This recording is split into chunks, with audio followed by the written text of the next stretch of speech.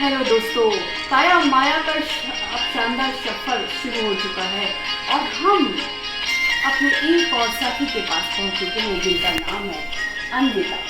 और आपको बताएंगे ये जो गाने की धुन आप सुन रहे हैं ना, कितनी खूबसूरत ये तस्वीर है, उसको बताएंगे कि किस तरीके से ये खूबसूरत तस्वीर तैयार करते हैं। तो अन्विता हमारे साथ है। अन्विता अपने बारे में हमें बताएंगे। अन्विता, हाय, कैसे हैं आप? मैं बढ़िया।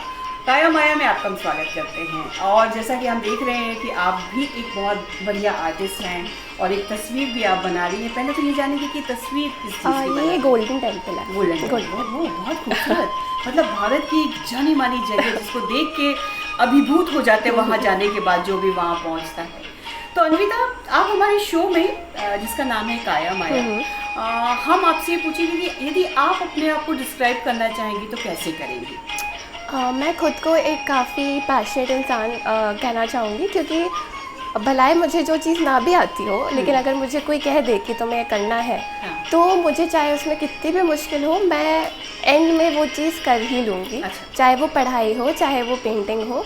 और मैं हमेशा ट्राई करती हूँ कि मैं जो भी चीज़ करूँ वो परफेक्ट हो, और ना भी हो तो मैं अपना कॉन्फिडेंस ना लूज़ करूँ उस पर से। बहुत अच्छी बात है। मतलब अक्सर लोगों में इस चीज़ की बहुत कमी होती है। हाँ। कि लोग बहुत जल्दी थक जाते हैं, हार जाते हैं या मेहनत से बचते हैं, लेकिन आपके अंदर वो एक ज़ील है जिसको आप रखना हमेशा ज़िंदगी में, कभी भी इस चीज़ को ख़त्म मत होने देना।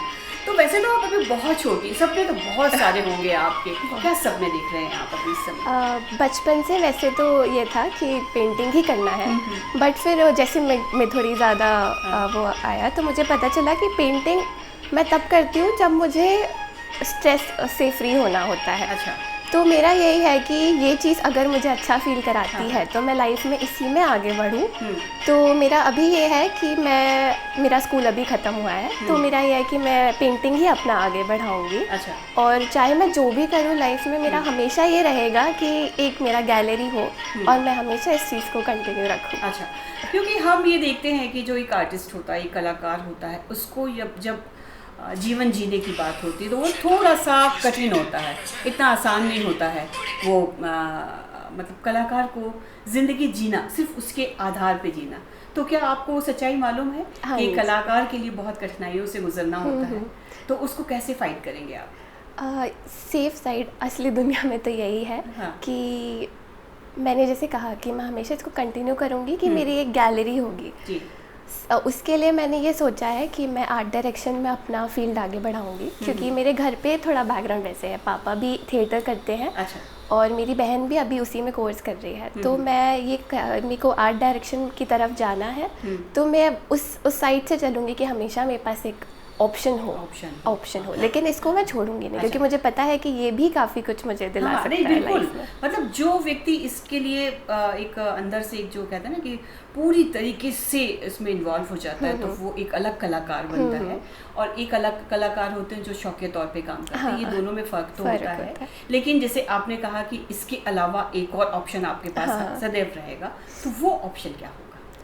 वो मेरा आर्ट डायरेक्शन ही है, क्योंकि अच्छा। ऐसा है कि मेरे जो फादर हैं वो थिएटर करते हैं, तो थिएटर में भी जो आर्ट डायरेक्शन का होता है मैं हमेशा उसमें रहती हूँ। अच्छा। तो मेरा उसमें भी काफ़ी इंटरेस्ट है। मुझे अच्छा लगता है चीज़ों को सेट करना या डायरेक्ट करना कि कहाँ क्या कलर आएगा। तो वो जो मेरा फील्ड है वो भी आर्ट से ही रिलेटेड है, क्योंकि उसमें भी मुझे जो कलर कोऑर्डिनेशन मेरे को आर्ट में लगता है वही मुझे उसमें लगेगा। अच्छा। तो वो जो फील्ड है वो भी मेरा आर्ट से कुछ दूर नहीं है। मतलब कुल मिला के ये कहा जाए कि दोनों का एक दूसरे का साथ बना हुआ है। ये नहीं तो वो नहीं तो वो, किसी ना किसी तरीके से आर्ट से आप जुड़े रहेंगे, रंगों से आपका संबंध बना रहेगा।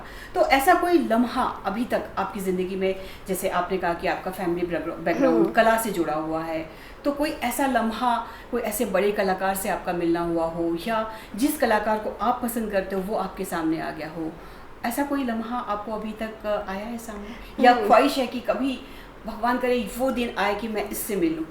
नहीं, क्योंकि जिस टाइप का आर्ट मुझे पसंद है वो बहुत पुराने लोग बनाते थे। अच्छा। तो वो तो अब है भी नहीं। बट मैं ये कहूँगी कि जो मेरे दादाजी थे, उनको आप कुछ भी दे दें वो उसका कुछ बना देते थे। अच्छा। तो मैं अब वो नहीं है, लेकिन अगर मैं चाहूँ तो मैं ये चाहूँगी कि वो देख रहे हो कि मैं ये सब करती हूँ। अच्छा, मतलब जो एक हमको कहते हैं ना वंश से जो हमें हमारे विरासत में हम लोगों को जो धरोहर के रूप में मिला है, वो दादाजी की एक खूबी आपके अंदर आई है, जिस खूबी को आप खूबसूरती से आगे बढ़ाना तो मतलब मैं यही चाहूँगी कि उन्हें पता हो कि मैं ये सब करती हूँ, क्योंकि उनके सामने मैंने कभी करा, मैं बहुत छोटी थी तब। तो मेरा वही एक ख्वाहिश है कि बस वो देखें। देख रहे होंगे, जरूर देख रहे होंगे, क्योंकि जब इस तरीके की बातें होती हैं, जो खानदानी होती है, जो विरासत होती है, जो धरोहर होती, जो अमानत हमें मिली होती, जो हम संभालते हैं, वो ईश्वर ज़रूर कहीं ना कहीं किसी नज़र से उसको देखता रहता, परखता रहता कि अच्छा चलो ठीक है, एक अच्छा काम हमारे आने वाली पीढ़ी कर रही है। आप किस तरीके से एंटरटेन होती हैं? मैं खैर अभी तो एग्ज़ाम्स ही चल रहे थे, मेरे को घूमना पसंद है। ऐसा है ट्रैक पे जाते हैं? नहीं ऐसे नहीं, मुझे ट्रैक पसंद है वैसे तो है, बट इतना कभी मैं गई नहीं हूँ। मेरा ऐसे होता है कि या तो मैं कभी पेंटिंग करने बैठ जाऊँगी, जैसे अभी भी थोड़ी तबीयत वो है, तो मैं वही कर रही हूँ कि मेरे को पेंटिंग करना है ताकि मैं थोड़ा अच्छा फील करूँ। घूमने से ऐसा है, मेरे को वॉक करना बहुत पसंद है। तो कभी मुझे ऐसे लगता है तो मैं बस निकल जाती हूँ, चलती रहती हूँ, गाने सुनती रहती हूँ, फिर जब मुझे लगता है कि हाँ चलो, फिर मैं घर वापस आ जाती हूँ। अच्छा, तो दुनिया में ऐसी कौन सी जगह होगी जहाँ जाके आपको घूमने में मज़ा आएगा? कोई एक ऐसी जगह पूरी दुनिया में? मुझे राजस्थान में भी बहुत सारी जगह है। राजस्थान में कहाँ? अभी तो उतना नहीं सोचा, बट राजस्थान पर बहुत सुंदर जगह मुझे। हाँ, इंडिया तो पूरा घूमना है, क्योंकि मुझे जितना है ना, मुझे एशियन आर्ट का बहुत शौक है, और इंडिया का एशियन आर्ट तो देख रहे हैं आप। राजस्थान वाले सुन लीजिए इनकी बात। अब आपके यहाँ एक और टूरिस्ट वाला आने वाला है जो घूमेगा, आपको नई नई चीज़ें आपके यहाँ की देख के जाएगा, और आप लोगों ने कितने अच्छे से अपने पर्यटक स्थलों को सुधार के रखा, वो देखने के लिए आएंगे। तो हमारे भविष्य की एक ये पर्यटक बनने वाली है, तो आप हमारे शो के माध्यम से इनको देखिएगा। चलिए, एंटरटेनमेंट में तो एक आपने बताया कि आपको घूमने का शौक है, क्या फिल्में नहीं देखते आप? देखती हूँ, लेकिन उतनी नहीं। मुझे ऐसे उतनी देर बैठ के कुछ देखना पसंद है। अच्छा, आपको घूमना या ये पेंटिंग वगैरह करना, रंगों के साथ खेलना अच्छा लगता है। ठीक है। अच्छा, जैसे हम लोग फ़ोन वगैरह से, टेक्नोलॉजी से बहुत ज़्यादा, इतना ज़्यादा बंध गए हैं, तो कभी ऐसा होता है कि आप अपना फ़ोन बंद कर दें और फ़न ऑन कर दें? ऐसे तो मैंने बहुत बार करा है। अभी भी मैं थोड़ा घूमने गई थी तो मैंने फ़ोन तो लगभग यूज़ ही नहीं करा। अच्छा। बस बात वो है कि जिस एज में मैं हूँ उसमें फ़ोन एक बहुत इंपॉर्टेंट चीज़ है। जैसे एग्ज़ाम के वक्त मैंने सोचा कि मैं बंद करके रख दूँ, फिर मैंने सोचा कि मेरी सारी चीज़ें तो फ़ोन में ही है, मेरा सारा पढ़ाई का सामान सब कुछ।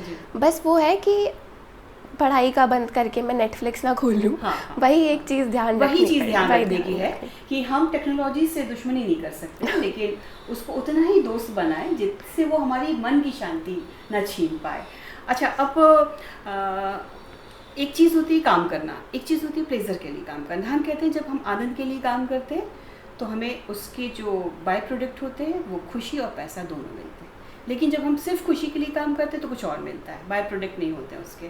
और जब पैसे के लिए काम करते हैं तब तो कुछ कहा नहीं जा सकता, पैसा अच्छा भी आ सकता है, नहीं भी आ सकता है। लेकिन जब कहा जाता है कि जब हम खुशी के लिए, आनंद के लिए काम करते हैं तो बाय प्रोडक्ट के रूप में आपको खुशी भी मिल जाती है और आप जो अर्न करना चाहते हो मिल जाए। तो आप क्या इससे? ये बिल्कुल सही बात है, क्योंकि क्या है, जब आप स्ट्रेस हैं तब आप कोई भी काम उतने अच्छे से नहीं कर सकते जितना आप जब काम होते हैं तब कर सकते हैं, क्योंकि हर चीज़ में पेशेंस एक बहुत ज़्यादा ज़रूरी बात है। तो जब तक आप काम नहीं होंगे, जब तक आपको वो चीज़ करके खुशी नहीं मिल रही होगी, तब तक आप वो काम से अगर आपको पैसे भी मिलेंगे तो भी आप लाइफ में खुश तो नहीं ही हो पाएंगे जितना आप तब होते जब आपको खुशी मिलती वो काम करने में। तो सुन रहे हैं ना आप, एक यंग लड़की आपको बता रही है कि खुशी से काम करने से क्या हासिल होता है। तो जो खुश है वही तो फिट है और वो ही सुपर हिट है।